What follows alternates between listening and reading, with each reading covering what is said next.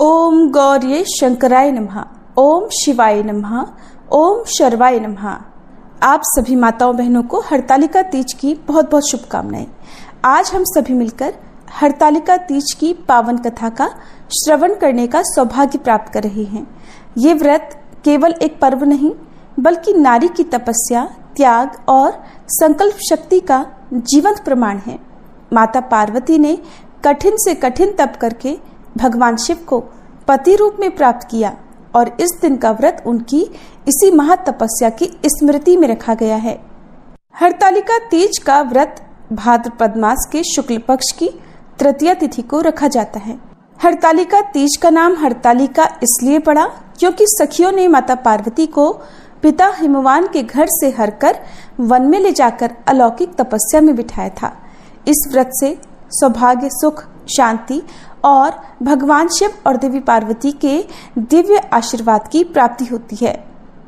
शास्त्रों में कहा गया है, हरतालिका तृतीया व्रतम श्रुत्वा व पठित्वा व स्त्रीणाम सौभाग्य वर्धनम, अर्थात जो स्त्री श्रद्धा से इस व्रत की कथा सुनती या कहती है उसका सौभाग्य अखंड और अटूट बना रहता है।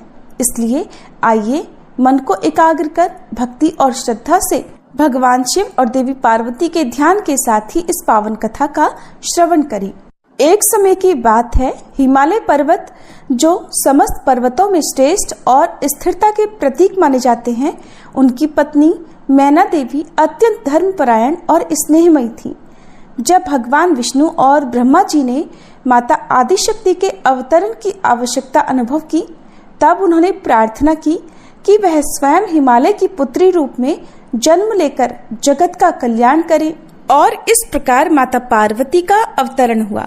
बचपन से ही उनका सौंदर्य, उनकी कोमलता और उनकी शालीनता अपूर्व थी।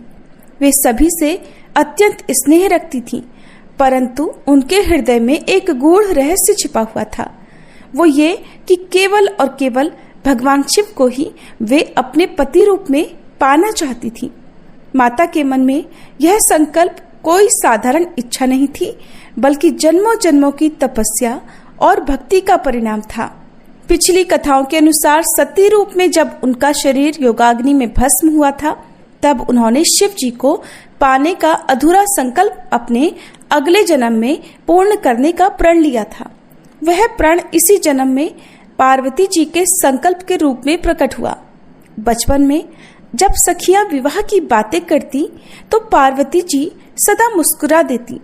वे केवल शिव का ही नाम लेती और कहती, मैं तो महादेव की व्रता हूँ, वही मेरे स्वामी होंगे। उनका ध्यान, उनका नाम और उनका स्वरूप ही मेरा सब कुछ है।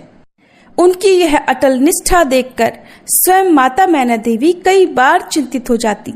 वे कहती, बेटी, शिव कैलाशवासी, अलौकिक, विरक्त और भूत प्रेतों के संग रहने वाले हैं।